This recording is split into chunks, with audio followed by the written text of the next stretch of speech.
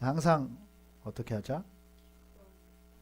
여러분, 기뻐하자 뭐 이런 어떤 그 독려하고 어떤 격려하고 또는 어, 뭐 참여시키고 이런 단어가 지금 아니라는 거죠. 여러분이 보다시피 너무 짧지만 어, 명령형으로 기록이 되어져 있어요. 어떻게를 항상 예, 인간이라고 한다면 다 알다시피 이건 불가능한 얘기죠. 근데 여러분, 누군가가 죽어도 기뻐할 수 있어요. 비난하는 거 말고요. 누군가가 이 땅을 떠났는데도 기뻐할 수 있다니까요. 불가능한 얘기가 아니라는 거죠. 또 하나 이건 훈련으로 되어져요. 그 훈련이 뭐 인간적 훈련 이렇게 생각하면 안 되겠죠. 하나님을 기반으로 둔. 그래서 빌립보서에서는 주 안에서 기뻐하라. 누구 안에서는 가능하다? 예, 주님 안에서는 가능하다는 거죠. 그래서 우리가 어떤 기쁨을 잃었다라고 하는 것은 주님 안에서 어떻게 된 상태다? 벗어나 버린 상태라는 거죠. 왜냐하면 주님은 어떤 상황에서도 감사하고 기뻐할 수 있는 분이시기 때문에 가능하다는 거죠. 여러 가지 말로 바꿔볼 수 있을 거라고 생각해요. 항상 자유하라. 기쁨은 우리에게 자유함을 주죠.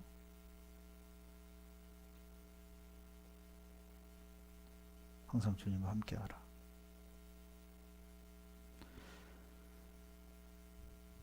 누가 아까 그런 비슷한 거 이야기했던 것 같아요.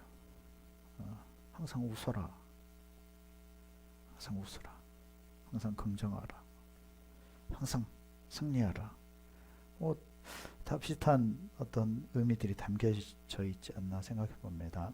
그래서 여러분, 기뻐할 것은요, 따라서 합시다. 주님의 명령이다.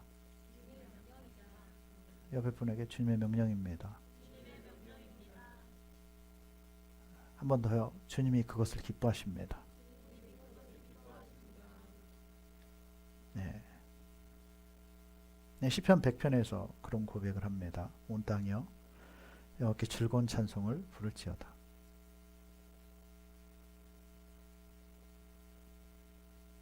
기쁨으로 여호와를 섬기며 노래하면서 그 앞에 나갈지어다. 하나님 이걸 기뻐하신다는 거죠. 기쁨으로 여호와를 섬기며, 여호와를 섬길 때 어떻게 섬겨라? 네, 기쁨으로 섬겨라. 노래하면서. 기쁨의 그 고조가 노래 아니겠어요? 예, 흥얼흥얼 노래가 나올 정도면, 아주 악쓰면서 노래할 정도가 되면, 예. 여호와가 우리 하나님이신 줄 너희는 알지어다. 그는 우리를 지으시니요 우리는 그의 것이니 그의 백성이요 그의 기르시는 양이로다. 우리의 위치, 우리의 정체성은 하나님의 무엇이다? 예, 양이다. 뭐 잘났건 못났건 그렇습니다. 느헤미야 8장 말씀을 좀 같이 봅시다. 네, 앞에 같이 읽겠습니다. 느헤미야가 또 그들에게 이르기를 너희는 가서 살찐 것을 먹고 단 것을 마시되 준비하지 못한 자에게는 나누어 주라.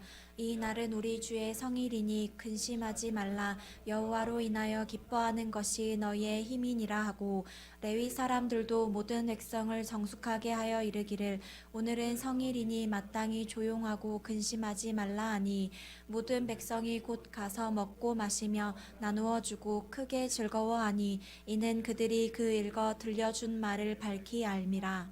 아멘. 네, 10절에 그렇게 말씀하죠. 우리 주의 성일이니 근심하지 말라. 여호와를 인하여 기뻐하는 것이 너희의 무엇이다? 힘이다. 힘. 그건 여호와께 초점이 맞춰져 있는 것을 얘기를 하고 있는 거죠. 우리 딴 곳으로도 얼마나 기뻐할 것이 많습니까?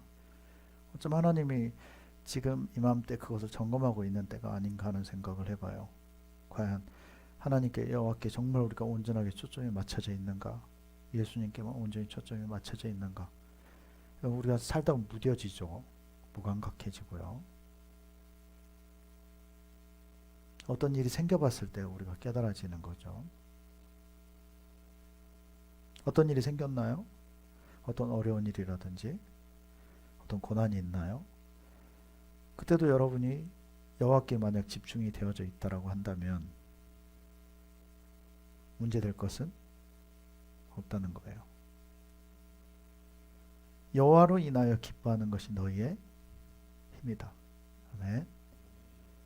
예, 그분은 변치 않으니까요. 그분은 우리에게 명확한 이정표시고 나침판이 되시는 분.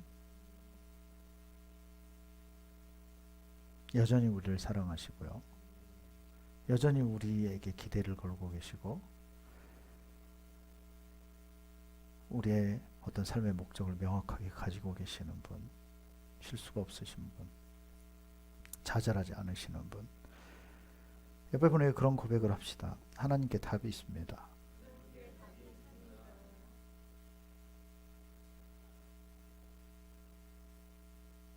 그래서 우리가 주님께 집중하고 있느냐 없느냐는 여호와께 집중하고 있느냐 없느냐는 얼마나 소망적인가를 보면 알 수 있다는 거죠. 여기 말씀처럼 다른 말로 하면 얼마나 기뻐하고 있느냐. 하나님께 초점이 많이 맞춰지면 맞춰질수록 이것이 더 가능하게 된다는 거죠. 이해되십니까? 아멘. 네. 빛이신 그분에게 온전히 비춰질 때 환하고 선명하고 보여지죠. 그렇지 못할수록 더 어둠 가운데 있는 거죠. 네. 어둠은 우리를 두렵게 만들어요.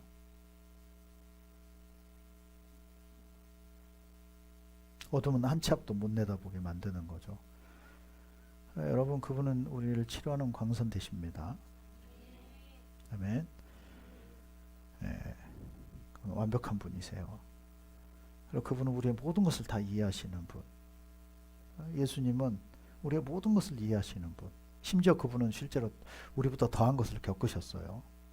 우리도 훨씬 심한 것들을 이 땅에서 겪고 가셨죠.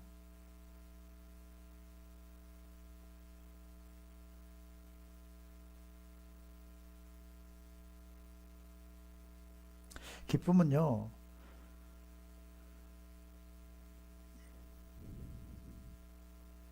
육적 또는 영적 건강의 도구입니다. 이건 치료제예요. 그래서 여러분 웃는 얼굴에 침을 못 뱉는데요. 비웃는 거 말고요. 비웃는 거 말고요. 웃음이 얼마나 예쁜데요. 웃음이 얼마나 멋있습니까? 웃음에 여유가 있고요. 기뻐할 때 분위기를 바꿔버려요. 하나님 우리 이걸 단련을 시키고 계시는 거죠. 근데 원래 우리는 어둠의 자식들이잖아요. 그래서 그것에 너무너무 익숙한데 하나님 우리의 그런 체질들을 바꾸고 계시는 거죠. 그리스도인은 희망이 없는 상황에서도 희망을 얘기할 수 있어야 돼요. 웃을 수 있어야 되고요. 그럼 바울은 가면 큰 풍랑을 만날 걸 알면서도 가요. 막 선장을 말리죠. 이번 가면 우리 진짜 고생한다. 목숨이 왔다 갔다 한다. 말 안 듣죠. 가다가 진짜 목숨만 겨우겨우 건지죠. 근데 바울은 그걸 알면서도 그 배에 올라탄다는 거죠. 거기서 또 다른 희망을 찾아요. 그래서 결국은 바울이 그 배에서 희망이 되는 거죠. 나중에 바울 때문에 다른 죄수들까지 다 살죠. 다 풀어져요. 바울로 인해서. 왜? 바울이 했던 얘기가 정확하게 맞아떨어지거든요. 그리고 한 치 앞도 안 보이는데 또 바울은 우리 다 산다라는 얘기를 또 하죠. 그리고 실제로 다 살아나요. 그리스도인은 희망인 거죠. 어둠 가운데서도 빛을 또 기쁨을 희망을 잃지 않는 것이 바로 그리스도인이죠. 그렇다고 왜 괴로움이 없겠어요? 그래서 하나님이 우리를 한편으로 그렇게 단련시키는 것이 아닌가라는 생각을 해봐요. 웃을 때요, 몸이 건강하고요, 정신이 건강하고요. 아멘. 제정신으로 못 웃겠거든 성령께서 웃게 하시는 대로라도 웃으세요. 그 치료가 되도록. 여러분, 하나님께 빠져보십시오. 옆에 분에게 얘기합시다. 하나님께 다시 빠질 때입니다. 하나님과 멀어져 있네요. 그걸 모르셨어요.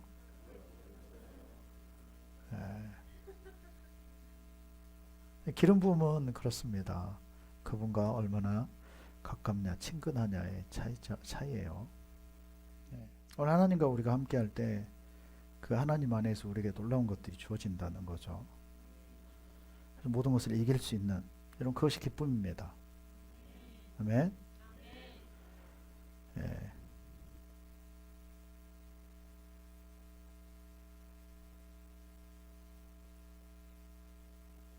이 기쁨은, 이 웃음은요, 아까 전에도 웃음이라고 표현했는데요, 아름다운 아주 강력한 도구예요. 너무너무 아름답습니다. 그것은. 이 기쁨은 자유함을 가져다 주고요, 다른 사람까지 풀어주죠. 두려움을 물러가게 만들고요, 더 큰 기쁨을 또 불러오죠. 희망을 불러옵니다. 미래가 열어지는 거죠. 영적 세계가 열어지고요.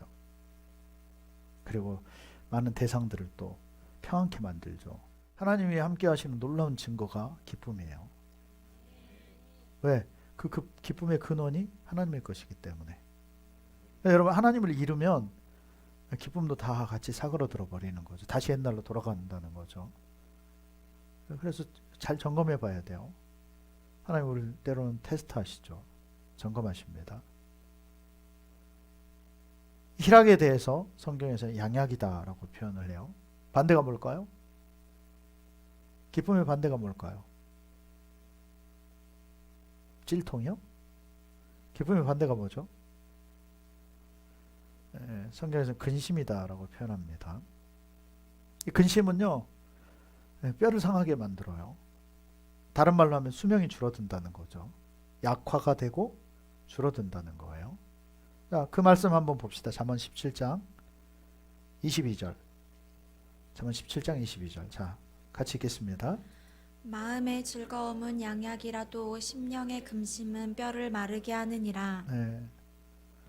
마음의 즐거움은 양약이라도 심령의 근심은, 심령, 마음과 영의 어떤 근심이죠. 깊은 근심을 얘기하는 거죠. 그것은 뼈를 마르게 한다. 생명을 단축시킨다는 거죠. 생기를 없어지게 만들고요. 어떻게 해야 된다 그러면 기쁨이라는 거죠. 즐거움을 찾아야 된다는 거죠. 아멘. 여러분, 주 안에서 기뻐하는 것에 관해서 빌립보서 3장 1절에서는 우리에게 안전하다라고 표현을 합니다. 자, 빌립보서 3장 1절 같이 읽도록 합시다. 끝으로 나의 형제들아, 주 안에서 기뻐하라. 너희에게 같은 말을 쓰는 것이 내게는 수고로움이 없고 너희에게는 안전하니라. 아멘. 바울이 주 안에서 기뻐하라 이 단어를 굉장히 많이 사용을 했다는 거죠. 근데 이것이 수고롭지 않다. 반복해도 해도 모자라다. 계속 우리에게 필요한 이야기다라는 표현인 거죠.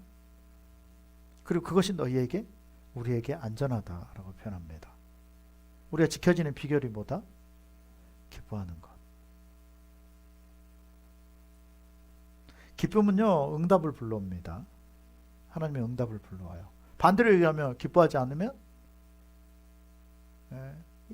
올 응답마저도 차단되어진다는 거죠. 더뎌지고요. 자, 빌립보서 4장 6절 7절을 같이 읽겠습니다. 같이 읽습니다. 아무것도 염려하지 말고 다만 모든 일에 기도와 간구로 너희 구할 것을 감사함으로 하나님께 아뢰라. 7절까지. 그리하면 모든 지각에 뛰어난 하나님의 평강이 그리스도 예수 안에서 너희 마음과 생각을 지키시리라. 아멘. 아무것도 염려하지 말고 다만 모든 일에 기도와 간구로 너희 구할 것을 어떻게 함으로? 감사함으로 하나님께 아뢰라. 감사함으로, 기뻐함으로. 감사하면 여러분 기뻐지지 않나요? 감사가 되면 예, 얼굴이 좋아집니다. 기대가 생겨지고요. 그 기뻐할 때, 기쁨으로 하나님 앞에 아랠 때, 우리 여러분 그 속담이 그 얘기예요. 웃는 얼굴에 침 못 뱉는다는 얘기가 그 얘기입니다. 웃고 뭔가를 요청할 때 거기에 대해서 거부할 수 없다는 거죠. 좋게 받아들일 수밖에 없다는 거죠. 그러면 모든 지각이 뛰어난 하나님의 평강이 하나님의 평강, 하나님의 평강 이게 샬롬이잖아요. 샬롬. 에이레네 샬롬. 복이라니까요. 하나님의 평강이 그리스도 예수 안에서 너희 마음과 생각을 지킨다. 여러분 이것이 응답이에요. 이 결과가. 야고보서 1장 5절을 봅시다. 5절로 8절. 자, 같이 읽겠습니다. 너희 중에 누구든지 지혜가 부족하거든 모든 사람에게 후히 주시고 꾸짖지 아니하시는 하나님께 구하라. 그리하면 주시리라. 오직 믿음으로 구하고 조금도 의심하지 말라. 의심하는 자는 마치 바람에 밀려 요동하는 바다 물결 같으니 이런 사람은 무엇이든지 주께 얻기를 생각하지 말라. 두 마음을 품어 모든 일에 정함이 없는 자로다. 아멘. 자, 여기서 응답을 얘기할 때 한 마음이다라고 표현을 한다는 거죠. 요동치는 마음이 아니라 여러 가지 마음이 아니라 두 마음을 품는 것이 아니라 마음이 하나로 될 때 무엇이? 응답이. 그래서 좀 전에 봤던 빌립보서 4장 6절 7절 말씀에 너희 마음과 생각을 지킨다라고 하는 것이 하나로 정렬된 모습인 거죠. 하나님 편에서. 그래서 응답되어진다는 거예요. 근데 두 마음을 품을 때는 야고보서에 보면 응답이 있다 없다? 생각지도 말아라. 왜? 그건 믿음이 아니기 때문에. 그래서 여러분 하나님께서 우리의 마음을 점검하고 계시다는 거죠. 정말로 하나님께 초점이 온전하게 맞춰져 있는가? 그동안 말로만 또는 그냥 훈련되어져서 그냥 표면적으로 했던 고백들은 아닌가? 근데 우리가 어떤 일 가운데 들어가 보면 환난 가운데 들어가 보면 우리의 진짜 마음이 드러나게 되어지는 거죠. 기뻐하지 못한다라고 한다면요, 마귀에게 틈을 내주는 것 같아요.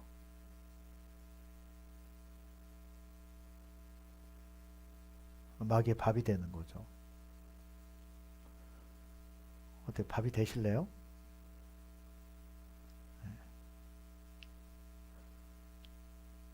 안 돼요. 옆으로 얘기합시다. 안 돼요, 안 돼. 아멘. 예, 상황이 어찌 됐던 간에 기쁨을 잃어버리면 안 돼요. 그 주님께로부터 주님의 앞에 있고 그 즐거움은 그의 기쁨은 그의 우편에 있어요.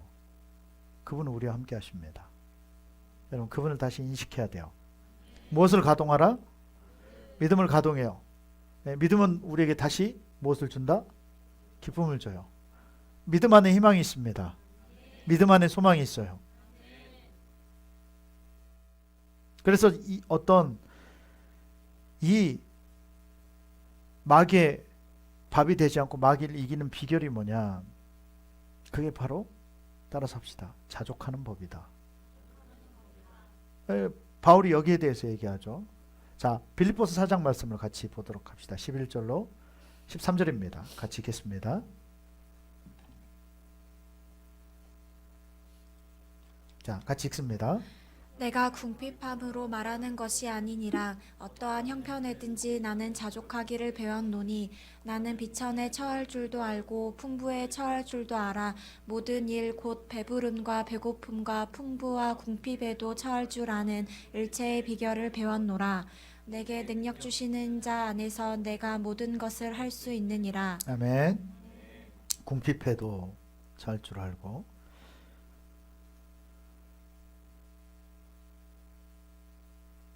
비천에 처할 줄도 알고 풍부에 처할 줄도 알고 배부름과 배고픔과 풍부와 궁핍에도 처할 줄 아는 일체의 비결을 배웠다. 그 비결이 뭐냐? 내게 능력 주시는 자 안에서 내가 모든 것을 할 수 있다. 아멘. 누구 안에서요?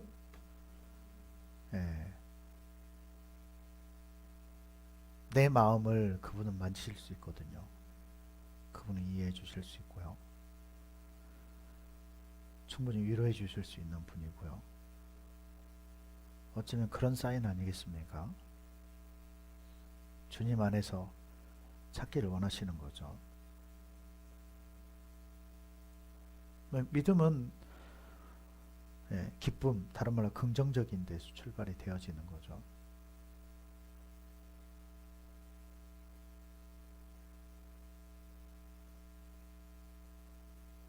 하나님 우리에게 믿음의 차원,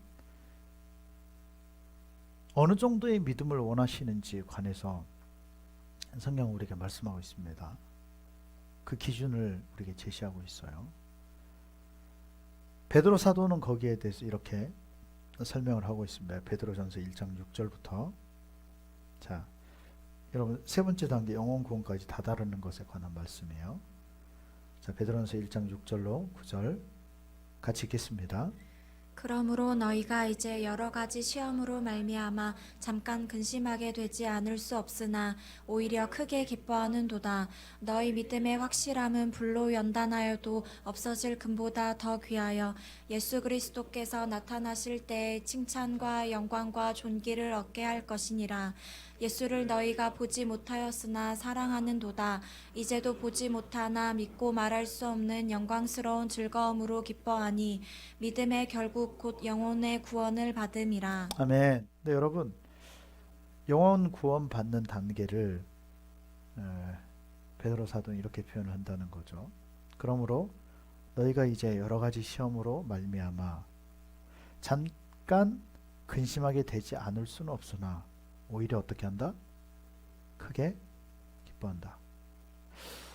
어떻게 이렇게 될 수가 있을까? 잠깐은 근심이 된다는 거죠. 어떤 시험이든지 쉬운 시험이 어디 있어요? 어떤 것이든지 여러 가지 시험이 있는데 그 여러 가지 시험을 겪으면서도 잠깐 근심은 하지만 오히려 어떻게 한다? 크게 기뻐한다.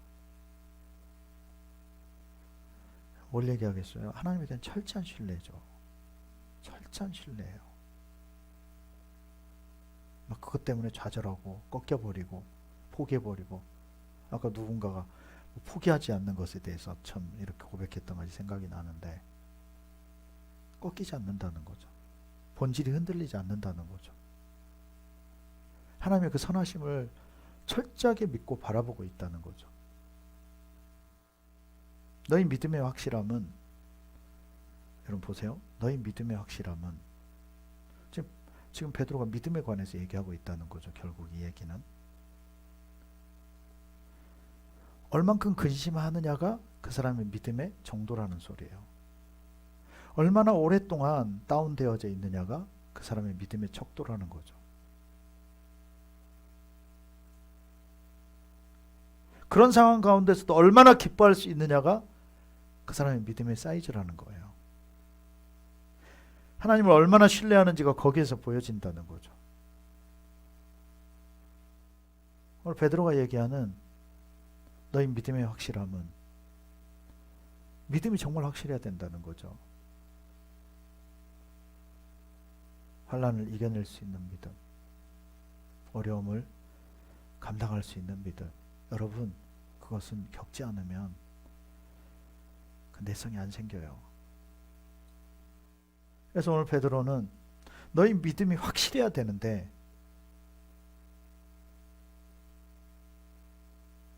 어떤 천상의 기초로 이루어져 있는, 천상의 건물의 기초로 되어져 있는 그 금보다도 더 단단하고 더 순수하고, 그리스도께서 나타나실 그때까지 변치 않아야 되고, 그 말씀을 하고 있는 거예요.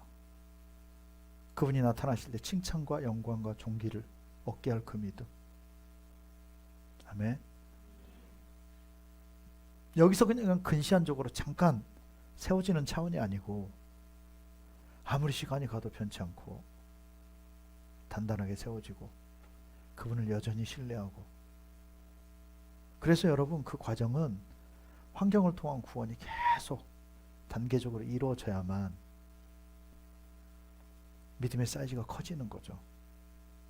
그래서 여러분들이 죄에서의 구원의 단계를 빨리 벗어나야 돼요. 그래서 이 환경에서의 어떤 구원, 삶에서의 구원이 계속 점층적으로, 점차적으로, 연속적으로 계속 일어나야 되는 거죠. 아멘. 다른 말로 하면 무슨 소리냐? 여러 가지 시험을 만나야 돼요. 아멘. 그리고 믿음에서 떠나면 안 됩니다. 디모데전서 4장 1절 말씀입니다. 여러분, 믿음은 언제든지 사그러지고 떠날 수 있다는 것을 알아야 돼요. 알고 있는 것과 믿는 것에 관해서 명확하게 알아야 되겠죠. 자, 디모데전서 4장 1절 같이 읽습니다. 그러나 성령이 밝히 말씀하시기를 후일에 어떤 사람들이 믿음에서 떠나 미혹하는 영과 귀신의 가르침을 따르리라 하셨으니. 아멘. 근데 여러분, 이렇게만 보면 너무 모호해요. 그래서 하나님을 떠나고도 예수를 떠나고 떠난지를 모르는 거예요. 우리가 이것을 실제화시켜야 되겠죠. 그게 뭐냐? 교회인 거예요. 교회. 예수 믿는 기초는 교회 생활인 겁니다. 교회를 떠나고도 예수를 떠난 것을 못 깨닫는다는 거죠. 분명하게 말씀하고 있죠. 하나님이 거하실 초소가 어디다? 교회라는 거예요. 아멘. 내가 교회다, 이런 고백을 참 많이 시켜요. 근데 같이 고백을 시켜야 돼요. 그것만 고백시켜서는 위험해요. 이 공동체가 교회인 거죠. 아멘. 우리가 여기가 아닌 딴 건물에 가서 거기가 예배 초소인 거죠. 거기가 교회이고요. 한 사람으로서만 교회를 가르쳐 놓다 보면 여기서 문제점이 발견이 되어져 버리는 겁니다. 발병이 돼요. 여러분은 이런 말씀을 볼 때 명확하게 알아야 돼요. 믿음에서 믿음의 삶을 산다, 믿음을 등진다, 믿음을 떠난다. 여러분, 하나님 보내실 교회가 있다는 거죠. 하나님이 보내시는 교회가 있어요. 상관없이 가 있는 사람 있죠. 여러분, 그건 신앙생활 아닙니다. 왜? 다 같은 교회가 아니거든요. 내 사명에 맞는 교회가 있어요. 아멘. 어려워도 그 사명대로 살아야 되는 거죠.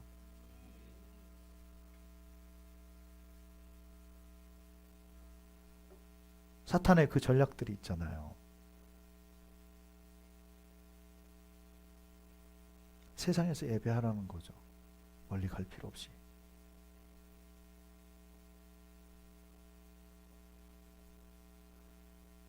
하나님은 3, 4일 길을 요구하시는 거고요. 한 주간의 삶을 철저하게 헌신할 수 있는 곳에 초점이 맞춰져야 되는 거죠. 자, 넘어갑시다. 여러분, 좀 전에 믿음으로 살아야 되는 것을 말씀을 드렸고 계속 거기에 대해서 살펴보고 있는데, 믿음의 정도, 차원이 어떻게 돼야 되느냐. 불로 연단해도 없어질 그 금보다도 더 귀해야 된다. 더 가치가 있어야 된다. 아멘.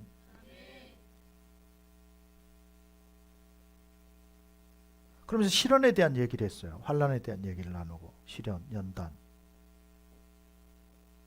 왜 그것이 우리한테 필수적일까? 옆에 분에게 고백합시다. 연단은, 환난은 필수적입니다. 다시 얘기해, 옆에 분에게 재수 없어서 걸린 게 아니에요. 아멘. 왜냐?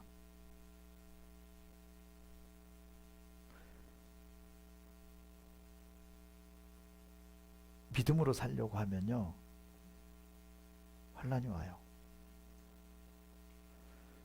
믿음으로 살려고 하면요, 연단을 맞이하게 됩니다. 아멘. 자, 마태복음 13장입니다. 20절, 21절. 자, 같이 읽겠습니다. 돌밭에 뿌려졌다는 것은 말씀을 듣고 즉시 기쁨으로 받되 그 속에 뿌리가 없어 잠시 견디다가 말씀으로 말미암아 환난이나 박해가 일어날 때에는 곧 넘어지는 자요. 아멘. 돌밭에 뿌려졌다는 것은 말씀을 듣고 즉시 기쁨으로 받되 그 속에 뿌리가 없어서 잠시 견디다가 말씀으로 말미암아, 말씀으로 인한 무엇이 있다? 환난. 말씀으로 인한 또 그 다음 단계 뭐가 있다? 박해가 일어난다. 그럼 여러분, 누군가 와서 막 잡아 흔드는 이것만을 우리가 생각할지 모르겠어요. 뭐 가족이 뭐 교회를 못 나가게 한다든지, 뭐 그런 것을 생각할지도 모르겠습니다. 뭐 그런 부분도 있지만 여러분 그런 부분은 작은 부분이에요. 핵심이 뭐냐? 여러분 우리가 예수를 안 믿는다라고 한다면요. 다른 말로 하면 하나님의 뜻대로 안 산다라고 한다면 나한테 아무것도 문제가 안 될 부분이 쉬운 선택을 해도 되는 그 부분이 말씀대로 살고 하나님의 뜻대로 살려고 하다 보니까 걸림이 되고 문제가 되고요. 나에게 크게 시험거리가 되고요. 이해되세요, 여러분? 내가 예수 안 믿었으면 내가 가지고 싶은 거 때로는 마음대로 가져도 되고요. 하고 싶은 거 해도 되고요. 가도 되고요. 좋아하는 거 좋아해도 되고요. 뺏을 거 뺏어도 되고요. 내가 원하는 거 취해도 되고 내가 그냥 살고 싶은 대로 살아도 그만일지 몰라요. 그런데 이유는 그것 하나죠. 내가 예수 믿기 때문에. 내가 하나님을 알고 내가 하나님께 순종해야 되기 때문에 내가 주님의 신부이기 때문에. 그래서 외적 어떤 공격을 말씀을 드리는 게 아니에요. 내적으로 싸워가는 것들.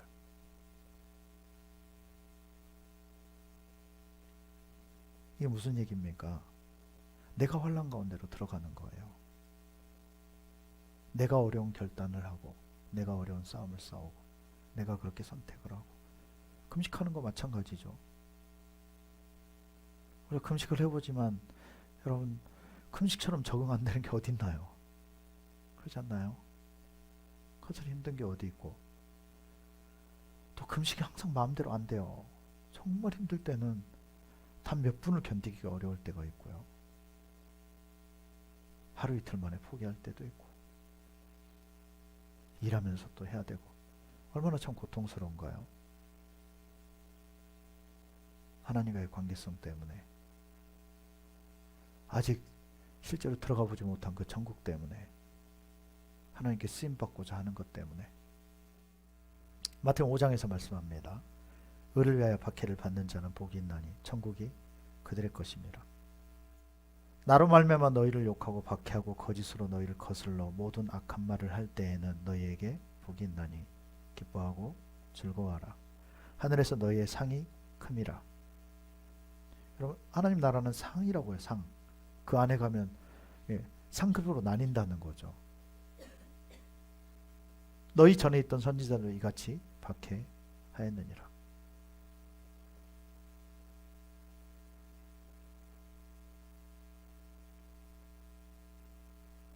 여러분 죽어있는 것들은 영향을 많이 받지 않습니다. 죽어있는 것한테 독가스 뿌린다 해서 큰 문제가 되질 않아요. 근데 우리에게 연단이 있는 이유는 때로는 환난이 되고 때로는 우리가 격동 가운데 있는 이유는 우리가 참 감사해야 되는데요. 그 이유는 우리가 살아있기 때문이에요. 우리는 왜 그런 자그마한 것에도 예민해야 되고 또 영향을 받느냐? 왜 그것이 우리한테 고통으로 다가오느냐? 어떻기 때문에요? 살아있기 때문에. 살아있으니까 발버둥 치는 거예요. 살아있으니까 어떤 고통이 오면 살기 위해서 발버둥을 치는 겁니다. 근데 죽어있는 것은 찌르든 말든 상관이 없는 거예요. 왜? 이미 죽어있기 때문에. 여러분 헌신하느라고 순종하느라고 여기 공부하느라고 이것저것 여러분들 감당하느라고 고생하죠. 그 이유가 뭐냐? 살아있기 때문에요. 살아있기 때문에 고생해요. 죽어있다라고 한다 그것조차도 없는 거죠. 이미 흙으로 가 있는 거죠. 고통을 느낄 수조차 없고요. 그래서 그냥 죽어있는 영이 죽어있기 때문에 그냥 멋대로 그냥 사는 거예요. 양심도 안 아프고요. 익숙하고요. 하나님 기억 안 해도 아무 상관없고요. 반응 자체를 보일 수가 없는 거죠. 살아있기 때문에 영향도 받고 때로는 살기도 하고 죽을 것 같은 고통을 느끼기도 하고 즉 이것이 살아있는 증거라는 거죠.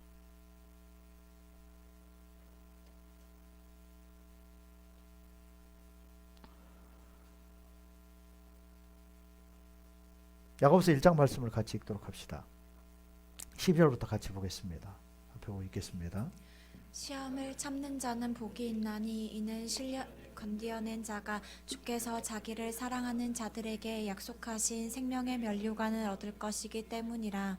사람이 시험을 받을 때에 내가 하나님께 시험을 받는다 하지 말지니 하나님은 악에게 시험을 받지도 아니하시고 친히 아무도 시험하지 아니하시느니라. 오직 각 사람이 시험을 받는 것은 자기 욕심에 끌려 미혹됨이니 욕심이 잉태한즉 죄를 낳고 죄가 장성한즉 사망을 낳느니라. 내 사랑하는 형제들아 속지 말라. 다음 절 17절까지.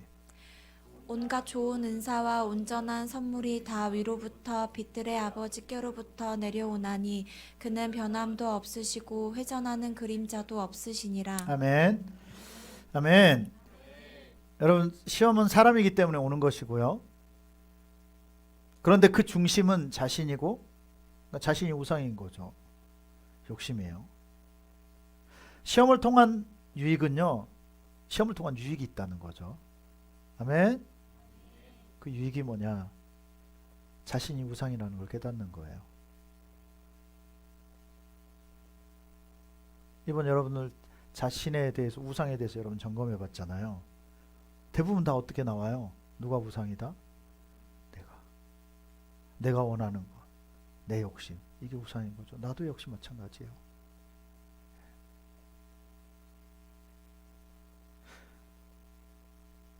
이 욕심을 발견하는 것이고요. 결국 자신의 욕심과 싸워서 떨쳐내는 것이죠. 여러분, 이것을 깨닫게 하는 것이 바로 시험이에요. 아멘. 그 테스트를 통해서 깨닫는 거죠. 여러분, 차량에 안 부딪혀 보면 이게 얼마나 강한지를 알 수가 없는 거죠. 그래서 테스트를 하죠. 그래서 우리가 어떤 시험이 왔을 때 이런 기회로 삼아야 돼요. 내가 겸손해질 수 있는 기회. 아, 내가 내 수준이 역시 그렇구나. 아멘. 그럼 그것이 은혜입니다.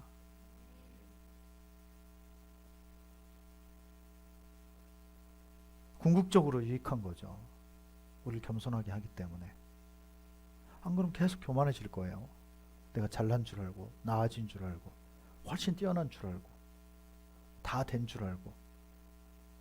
하나님 보실 때 얼마나 교만하겠어요, 그 모습이. 고린도후서 12장 7절 말씀을 같이 읽겠습니다. 앞으로 읽습니다. 여러 계시를 받은 것이 지극히 크므로 너무 자만하지 않게 하시려고 내 육체의 가시 곧 사탄의 사자를 주셨으니 이는 나를 쳐서 너무 자만하지 않게 하려 하심이라. 네, 바울에게 큰 가시가 있었다고요. 큰 병이 있었어요. 3번이나 하나님 앞에 깊이 기도했다는 거죠. 이거 좀 고쳐달라고. 하나님이 주신 응답이 그거였다는 거죠. 여러 계시를 받은 것이 지극히 크므로 너무 큰 것들을 하나님이 바울에게 열어주셨다는 거죠.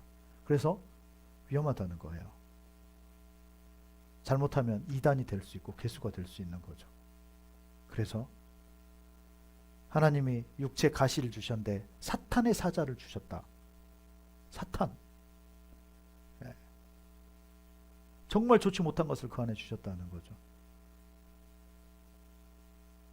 자만하지 못하도록, 교만하지 못하도록. 그래서 여러분, 우리는 그 약점을 껴안고 가야 돼요. 우리는 완벽해질 수 없습니다. 그것을 약점이라고 여겨야 지켜진다는 것을 알아야 돼요. 아멘.